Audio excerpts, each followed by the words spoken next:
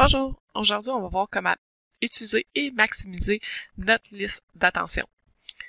Donc, si on vient en bas ici, à la droite dans les propriétés, nous allons pouvoir soit sauvegarder avec la disquette bleue la liste que nous avons déjà créée ou créer une nouvelle liste avec les deux disquettes qu'on voit ici. Donc, comme exemple, pour aujourd'hui, nous allons créer une liste de parages. Quand on crée une liste, il est possible d'aller choisir les groupes auxquels on veut dans notre liste.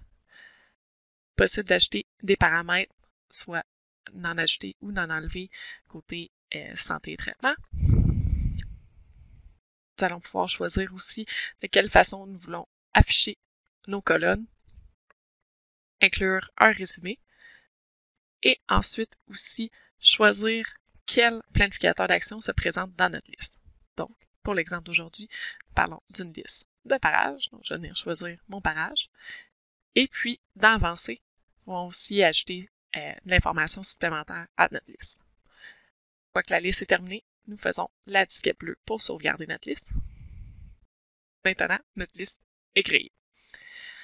Une autre fonction super intéressante avec les listes d'attention est la fonction pour l'application mobile. Donc, si on revient encore une fois à la droite dans nos propriétés, on va ensuite venir ici dans notre liste déroulante et choisir l'application mobile. Donc, encore une fois, exactement comme nous avons fait plus tôt, nous pouvons aller choisir nos paramètres et nos planificateurs d'action qui nous intéressent parmi cette liste. Maintenant, sur niveau animal, nous pouvons voir ici à la droite qu'une colonne s'est ajoutée avec parage.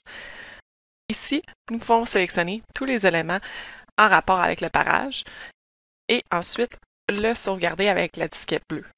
Maintenant, quand vous synchronisez votre application, ces éléments vont apparaître sous le bouton Parage. Une autre façon de maximiser notre liste d'attention est d'utiliser le calendrier d'attention.